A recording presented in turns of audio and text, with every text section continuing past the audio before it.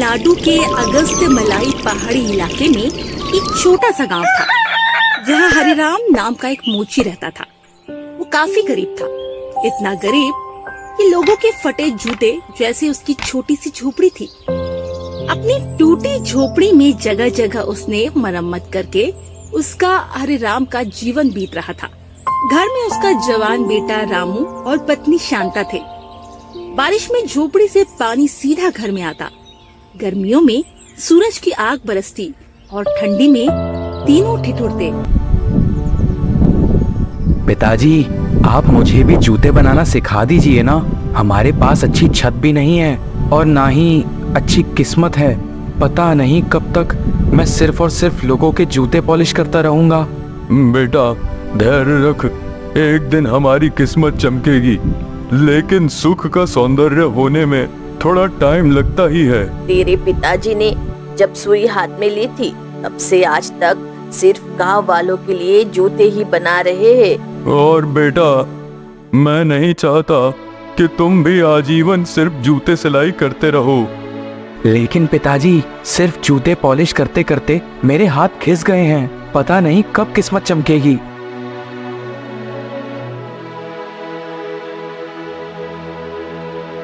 फटी चादर ओढ़कर रामू सोने की कोशिश कर रहा था। एक तरफ रामू का पिता उसको मजदूरी से दूर रखना चाहता था, दूसरी ओर रामू कुछ न कुछ करके धन कमाना चाहता था।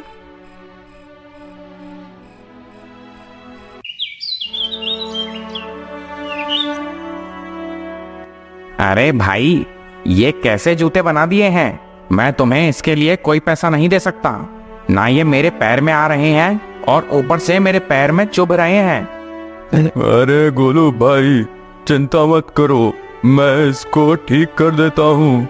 पता नहीं नाप के हिसाब से ही किए थे, फिर भी क्यों ऐसा हो गया। नहीं नहीं, रहने दो भाई, मुझे ये चाहिए ही नहीं। मैं बाजू के गांव में जाकर चंपक मोची से अपने जूते करवा लूंगा। सुना है वो अच्छा काम करता है। तुम तो अब बूढ़े हो गए हो, तुम घर जाओ और आराम करो भाई। हाँ। गोलू ने गुस्से में हरिराम के सामने जूते फेंक दिए और इतना कुछ सुनाकर वो वहाँ से चला जाता है। हरिराम दुखी हो जाता है, लेकिन पीछे से रामू ने देख लिया था तो वो उसकी ओर आता है। हे भगवान, अब इन बूढ़े हाथों से काम नहीं हो रहा है। लेकिन मैंने एक हफ्ते की मेहनत से गोलू भाई के लिए जूते बनाए थे और मुझे 1 रुपया भी नहीं मिला। हे भगवान।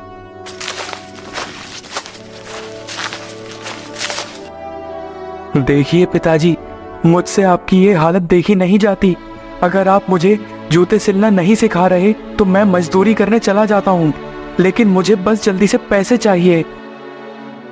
अरे बेटा, थोड़ा तो धीरज रखो, हम थोड़े आराम से सोचेंगे।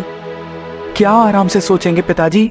मेरे साथ जो खेलते कूदते थे, साथ पड़े हुए, वो भी मेरी ऐसी फटीचर वाली हालत देखकर मुझसे मुंह फेर लेते हैं।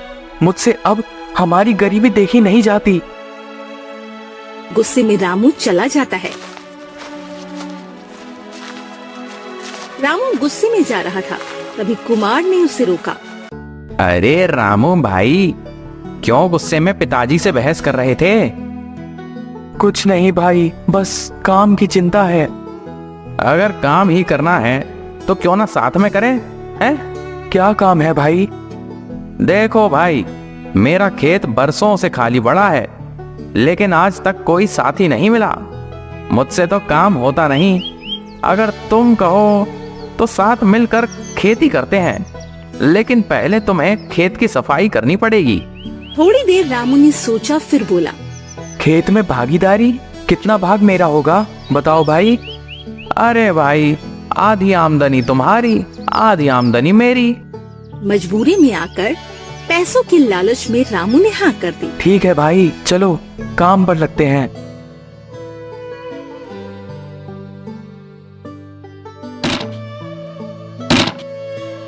दिन की कड़ी धूप और शाम की ठंड, बिना अपना सोचे समझे लगातार 2 महीने तक रामू ने खेत को ठीक करने में बहुत मेहनत की।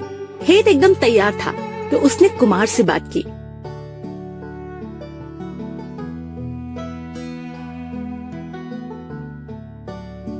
चलो भाई, अब क्या उगाना है खेत में, बताओ। वो तो ठीक है, लेकिन मेरे घर में भी कुछ महीनों से पैसे की कमी हो गई है। खेत के लिए मुझे एक जमींदार से अच्छा दाम मिल रहा है, तो मैंने सोचा इसे बेच दूं। रामू को गुस्सा आ गया। क्या कहा? जमीन बेच दोगे तो मेरा क्या होगा? मुझे भी हिस्सा चाहिए। अरे अरे, काहे मत्थे चढ़े जा रहे हो भाई? हिस्सा चाहिए का मतलब क्या होता है? ये मेरी जमीन है, चलो यहाँ से निकलो, हटो।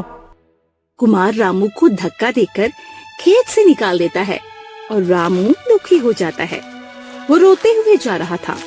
मोची हो, लोगों के जूते पॉलिश करो, आए बड़े खेत में भागीदारी लेने वाले।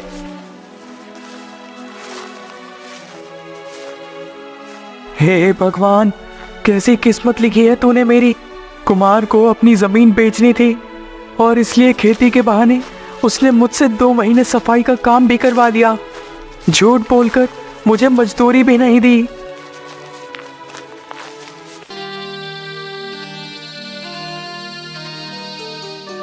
बेटा, मुंह क्यों उतरा हुआ है तुम्हारा? पिताजी, मुझे कुछ करना है, मुझे कुछ बड़ा करना है। मैं मजदूरी करने गया था तो मेरी किस्मत ने भी मेरा साथ नहीं दिया। बेटा, अब तू काम करने कहाँ जाएगा? इससे अच्छा तू जूते पॉलिश कर। थोड़ा थोड़ा करके 2 वक्त की रोटी तो हो ही जाती है। कब तक 2 वक्त की रोटी के लिए मैं और पिताजी ऐसी मजदूरी करते रहेंगे, बताओ। देखना बेटा, एक दिन तुम जरूर कामयाब बनोगे। क्या कामयाब पिताजी? हर काम से मुझे निकाल दिया जाता है या मेरे साथ कोई ना कोई चाल चल देता है। रामू दुखी होकर सोच में पड़ गया। वो मजदूरी करने जाता तो वहाँ से उसे निकाल दिया जाता और उसकी छोटी छोटी गलती पर उसे लोग चिढ़ाते। झोपड़ी जैसे अपने घर की खिड़की से रामू सितारे देख रहा था और उसके मन में काफी सारे ख्याल भी आ रहे थे।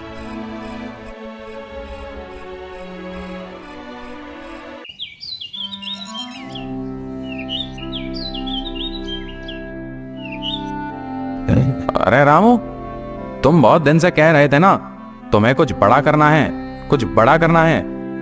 अरे क्या बात करते हो कुमार, यह सिर्फ बड़ी बड़ी गलतियां कर सकता है, काम नहीं। हंसो हंसो भाई, एक दिन मुझे मेरा दिल कहता है मैं कुछ बड़ा जरूर करूंगा। जिस तरीके से दर्जी का बेटा जिएगा तब तक सिएगा, उसी तरह मोची का बेटा जिएगा तब तक जूते और चप्पल ही छुएगा। सब लोग गांव में उसका बहुत मजाक उड़ाते। रामू की गरीबी का उपहास करना मानो उनका रोज का काम बन गया था।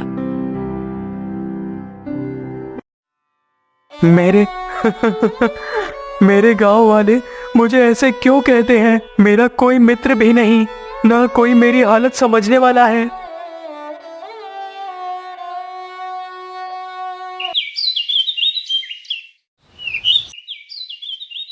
दूसरे दिन रामू जंगल में लकड़ी काट रहा था और वहाँ से एक तेजस्वी साधु निकलते हैं। लंबी काली जटा, मुख पर तेज, हाथ में कमंडल। रामू उन्हें देखता है और उनके तेज को देखकर दंग रह जाता है। अरे वाह, कितने तेजस्वी महर्षि हैं। अरे बेटा सुनो, तुम तो काफी मेहनती बालक लगते हो। रामू ने उनके पांव छुए और पूछा, आशीर्वाद दीजिए महर्षि, आप कौन हैं? बेटा, मैं तपस्वी कश्यप हूँ, नगर भ्रमण के लिए निकला हूँ, लेकिन तुम थोड़ी चिंता में लगते हो। अरे नहीं नहीं महर्षि, आइए, आपको मैं अपने घर ले चलता हूँ। बेटा, मैं अभी यात्रा पर हूँ, नहीं रुक सकता कहीं, लेकिन तुम जरूर ही कुछ छिपा रहे हो मुझसे। महर्षि ने कमंडल से पानी अपने हाथ में लिए और ध्यान लगाया। रामू देख रहा था वो क्या कर रहे हैं। फिर महर्षि बोले, अरे बेटा, अपने अंदर इतना दुख समेटे हो। तुम्हारा घर टूटा है, गांव में सब ने तुम्हारा उपहास करके तुम्हारा उपयोग किया है, तुम्हारे माता पिता भी बूढ़े हो गए हैं। अरे महर्षि, आप तो मेरे मन की दुविधा समझ गए। आप तो ज्ञानी लगते हैं, कृपया कोई उपाय बताइए। देखो बेटा, तुम्हारी किस्मत बदलने वाली है, भाग्य चमकने वाला है, लेकिन उससे पहले तुम्हें अग्नि परीक्षा से गुजरना होगा। तुम एक दिन बहुत बड़ा नाम कमाओगे और धन, पैसे और ऐश्वर्य की कोई कमी नहीं रहेगी। लेकिन ध्यान रहे, किस्मत के खेल में हार मत मान लेना। तुम्हें सोच समझकर हर कदम उठाना है। उतना कहकर ऋषि कश्यप तो वहाँ से चले गए और खुशी से झूमता हुआ रामू घर आया। वो अपनी बात घर में बताने ही वाला था कि अरे बेटा, देखना ये तेरे पापा को क्या हो गया। देख तो, सुबह से न बोल पा रहे, न ही हिल पा रहे हैं। देख बेटा। रामू ने देखा उसके पिता हरिराम कुछ कहने की कोशिश कर रहे हैं, लेकिन कह नहीं पा रहे हैं। अरे अरे पिताजी, ये क्या हो गया आपको? आप अचानक से कुछ बोल क्यों नहीं रहे हैं? दोनों माँ बेटे रोए जा रहे थे और उसी वक्त तेजस्वी महर्षि कश्यप एक दिव्य रोशनी के साथ उनके सामने आए। ऋषिवर, ऋषिवर, मदद कीजिए ऋषिवर, मेरे पिताजी को अचानक से क्या हो गया? अरे बेटा, उठो। मैंने तुमसे कहा था ना, तुम्हारे भाग्य की परीक्षा ली जाएगी। तुम्हारे पिता का कठिन समय आ गया है। अब इसमें तुम्हें धैर्य से काम लेना होगा और इनकी सहायता करनी होगी। क्या कह रहे ऋषिवर? कठिन समय?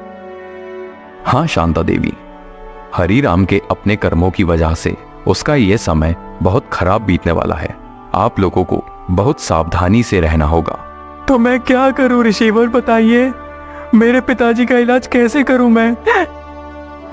तुम्हारे पिता का इलाज सिर्फ एक ही जड़ी बूटी से हो सकता है। यहाँ से कई योजन दूर सुंदर वन जंगल और रेतीले रेगिस्तान के बीच में एक दिव्य तालाब है।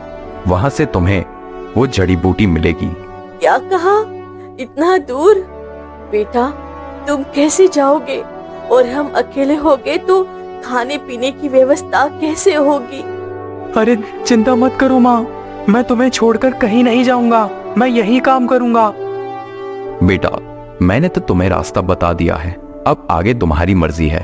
अपने पिता को ऐसी हालत में छोड़ दोगे, समय से पहले कुछ हासिल नहीं होगा। इतना कहकर ऋषि कश्यप अदृश्य हो गए। रामू सोच में पड़ गया। वो और उसकी माँ रोए जा रहे थे।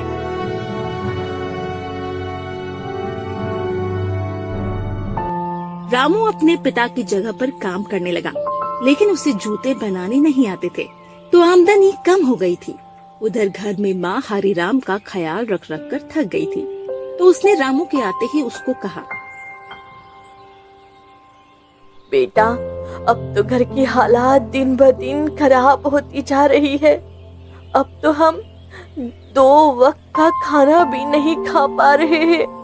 ये कैसा लक्ष्मी योग है ऋषिवर, कैसा? शांता चौंक जाती है। लक्ष्मी योग? क्या बोल रहा है बेटा? ऋषि कश्यप ने मुझको कहा था कि मेरे भाग्य में लक्ष्मी योग है। बेटा, कोई लक्ष्मी योग नहीं है। घर में खाने तक के पैसे नहीं है। अरे कैसा जीवन दिया है! अगर लक्ष्मी योग है तो जल्दी पैसे क्यों नहीं आते? बेटा, ऐसा ना कर। पिताजी ने मुझे जूते बनाना तो सिखाया नहीं, अब गांव में कोई काम भी नहीं दे रहा। तेरे बापू चाहते थे तू बड़ा आदमी बने, सिर्फ मोची बनकर न रह जाए। रामू की आंखें लाल हो गई और वो आवेग में बोल पड़ा, अब मैं बड़ा आदमी बनूंगा।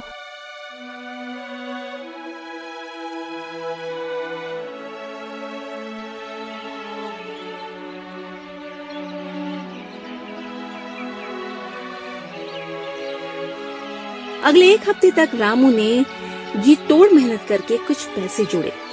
ये लो माँ, ये पैसे। पापा का ख्याल रखना माँ। मैं उनके लिए जड़ी बूटी लेकर और अपने लिए भाग्य का खेल खेल कर ही लौटूंगा। आशीर्वाद दो माँ। रामू ने अपने माता पिता दोनों के पैर छुए और आशीर्वाद लेकर निकल पड़ा।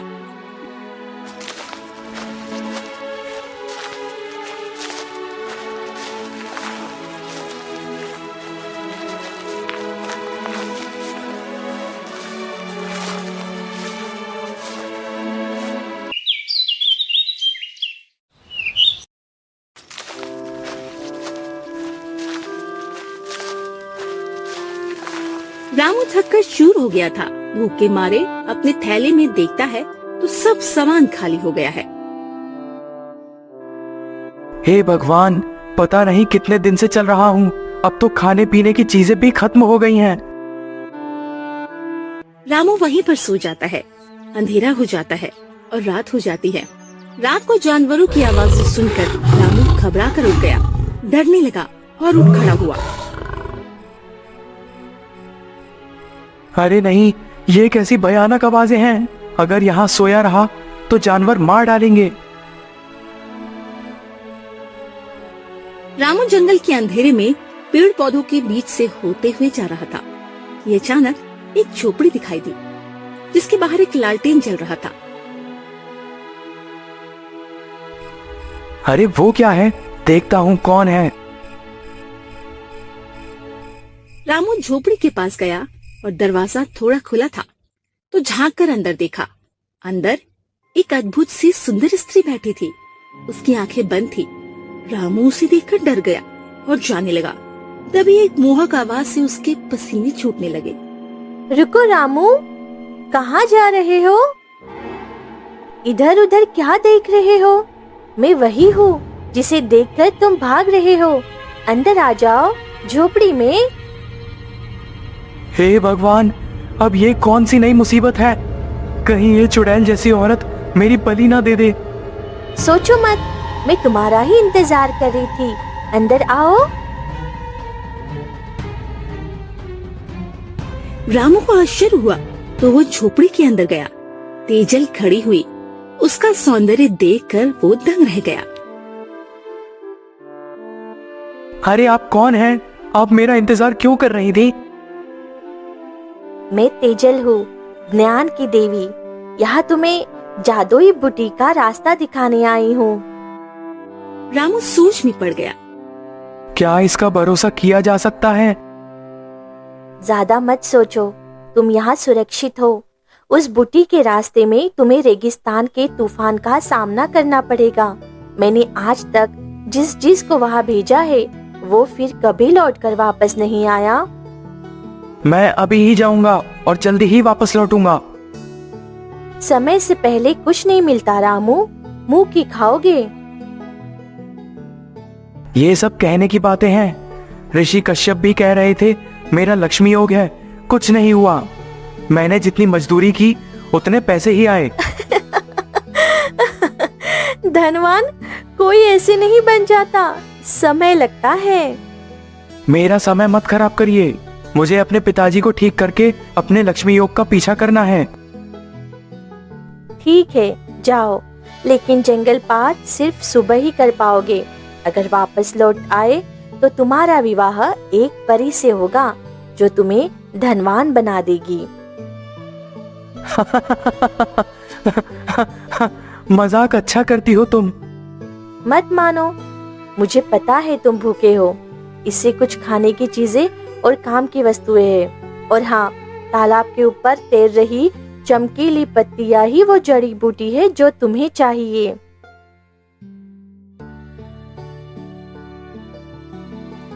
तेजल ने उसके थैले को जादू से भर दिया। रामू ये देखकर हैरान रह गया। ये तो चमत्कार है। मैं ज्ञान की देवी हूँ। आगे अगर रात में सफर किया तो जंगली जानवर तुम्हारा रास्ता रोक देंगे। मुझे नहीं लगता। रामू तो घमंड में निकल पड़ा। थोड़े दूर चलते ही आगे बिल्कुल वैसा ही हुआ। रास्ते में दो बाघ बैठे थे। रामू उन्हें देखकर डर गया और पेड़ पर चढ़ गया। वो ठीक कह रही थी, सुबह ही आना चाहिए था। पूरी रात रामू ने पेड़ पर गुजारी और सुबह होते ही बाघ चले गए। रामू नीचे उतरा और चलता गया। जब भूख लगती तो वो थैले में से खाना खाता। दिन ढलते गए और कई दिनों तक चलने के बाद रामू रेगिस्तान तक पहुंच गया। ये थैला तो सच में जादुई हो गया है। जितना खाया उतना ही सब वापस आ जाता है। ज्ञान की देवी ने कहा था यहाँ से नक्शा काम आएगा। रामू एक नक्शा निकालता है और उसके सहारे चलता जाता है। थोड़ी दूर जाते ही धूल मिट्टी का तूफान आ जाता है और रेगिस्तान की रेत उड़ने लगती है। अरे नहीं, कुछ दिखाई नहीं दे रहा।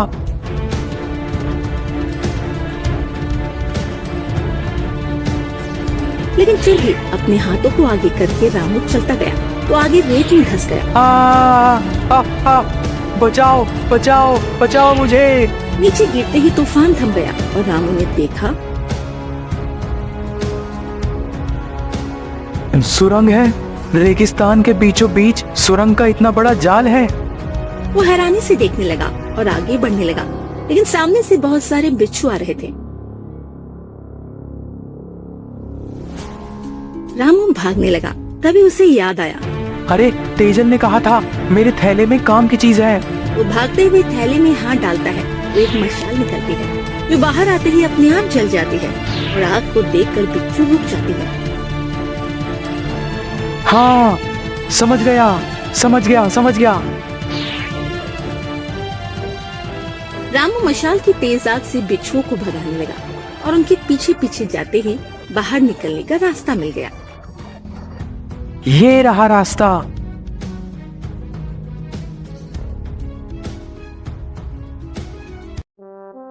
ये सब क्या नजारा है भगवान, मैं तो चित भ्रम हो रहा हूँ। इतनी मधुर खुशबू, लगता है ये पानी जादुई है। तभी उसकी नजर पानी में तैर रही जड़ी बूटी पर पड़ी। वही वो जड़ी बूटी है, चलो ले आता हूँ, जल्दी ही पिताजी ठीक हो जाएंगे। मुझे फिर लक्ष्मी के योग का पीछा भी तो करना है। रामू उसके पास जाता है और जड़ी बूटी को छूने की कोशिश करता है तो सारी पत्तियां पानी के अंदर चली जाती है। अरे रुको रामू, इतनी भी क्या जल्दी है? अगर ये दिव्य जड़ी बूटी पाकर अपने पिता को ठीक करना है तो मेरा भी एक काम कर दो। है? ये किसकी आवाज है? नीचे देखो, मैं हूँ सोनू जलपरी, मत्स्य देश की राजकुमारी। क्या? एक जलपरी? हाँ, मुझसे क्या चाहती हो? तुम्हें मेरा एक काम करना होगा, तो ही मैं तुमको ये जड़ी बूटी ले जाने दूंगी। कैसा काम जलपरी? मुझे जल्दी बताओ। जड़ी बूटी को पाने के लिए तुम्हें अपनी काबिलियत साबित करनी पड़ेगी। रामू सोच में पड़ गया। किस तरह? तुम्हें मेरी सहेलियों के लिए एक छोटा सा पुल बना देना होगा जो जमीन को तालाब के मध्य तक जोड़े। अगर 3 दिन में ये काम कर दिया तो मैं तुम्हें इस तालाब की जादुई जड़ी बूटी ले जाने दूंगी। क्या? एक पुल? जल्दी करो, तुम्हारे पास ज्यादा समय नहीं है। ये जड़ी बूटी पकने के 1 हफ्ते बाद ही खराब हो जाती है। रामू परेशान हो गया, लेकिन फिर भी वो जंगल जाकर लकड़ियां लाकर पुल बनाने लगा।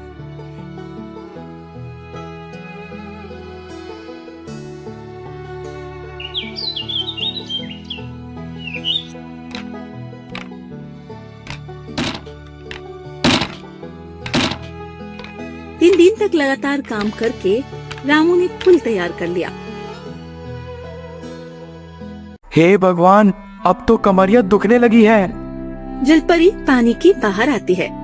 अरे वाह रामू, सच में तुमने साबित कर दिया कि तुम मेहनत का फल पाने के लिए तैयार हो। ये लो, तुम्हारे पिताजी का इलाज करने के लिए जादुई जड़ी बूटी। इसका रस उन्हें पिला देना। जलपरी के हाथ में एक रंग बिरंगी रोशनी चमकी और जड़ी बूटी हाजिर हो गई, जिसे उसने रामू को दे दी। शुक्रिया जलपरी, अब मुझे जाना होगा। ध्यान से जाना और तेजल को जरूर मिलकर जाना। रामू दौड़ता हुआ आगे बढ़ने लगा और वापस लौटते समय वो ज्ञान की देवी तेजल के पास जा पहुंचा।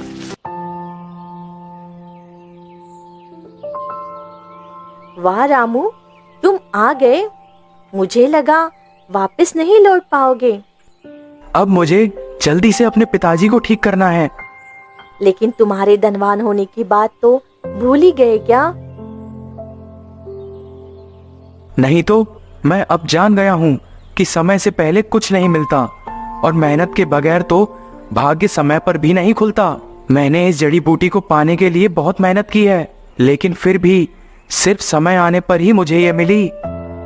बस यही ज्ञान तुमने देखना चाहती थी। मैं एक श्रापित परी थी जिसका विवाह कभी नहीं हो सकता था, लेकिन फिर मुझे ऋषि कश्यप ने आशीर्वाद दिया था कि जिस किसी को भी मैं इस जड़ी बूटी तक पहुंचा दूं और उसके अंदर ज्ञान का दीपक जला दूं, वही मेरा पति बनेगा। तो क्या तुम मुझसे विवाह करोगे? विवाह का प्रस्ताव सुनकर रामू तो हैरान ही हो गया। अरे कहाँ मैं और कहाँ तुम, मेरी इतनी औकात कहाँ कि मैं ज्ञान कन्या से विवाह करूं।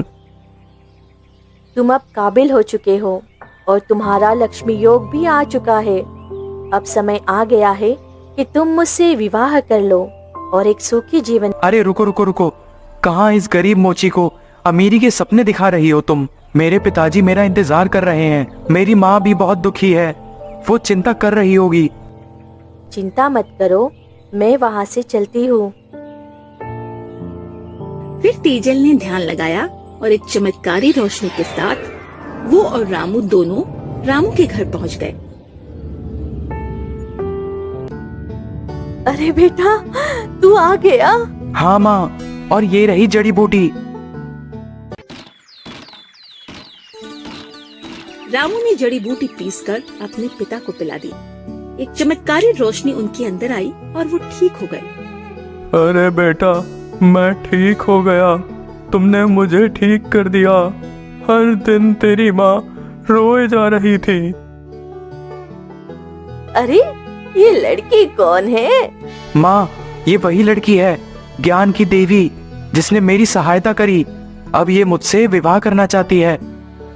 तू बता बेटा, क्या तुझे ये पसंद है? रामू शर्माने लगा और बोला, जी माँ, मैं भी इससे विवाह करना चाहता हूँ। अरे वाह बेटा, क्या बात है। रामू और तेजल ने शांता और हरिराम के पैर छुए और एक दिव्य प्रकाश के साथ उनका घर सुंदर महल जैसा शानदार बन गया। और एक बड़ी तिजोरी भी उनके कमरे में दिखी, जिसमें सोना चांदी और हीरे जवाहरात दिखाई दे रहे थे। क्या क्या सच में मैं धनवान बन गया? बेटा, मैंने कहा था ना कि क्या पता तुम्हारी किस्मत में लिखा हो कि जूतों से दूर रहोगे तो ही तुम्हारा भाग्य खुलेगा। नहीं पिताजी, दरअसल समय से पहले किसी को कुछ नहीं मिलता, और समय आने पर भाग्य का लिखा पाने के लिए भी पूरी ईमानदारी से मेहनत करनी जरूरी है। रामू समझ चुका था, अगर लक्ष्मी योग है भी तो भी मेहनत का ही फल मिलता है। भाग्य और मेहनत दोनों साथ देंगे तभी इंसान सफल होगा।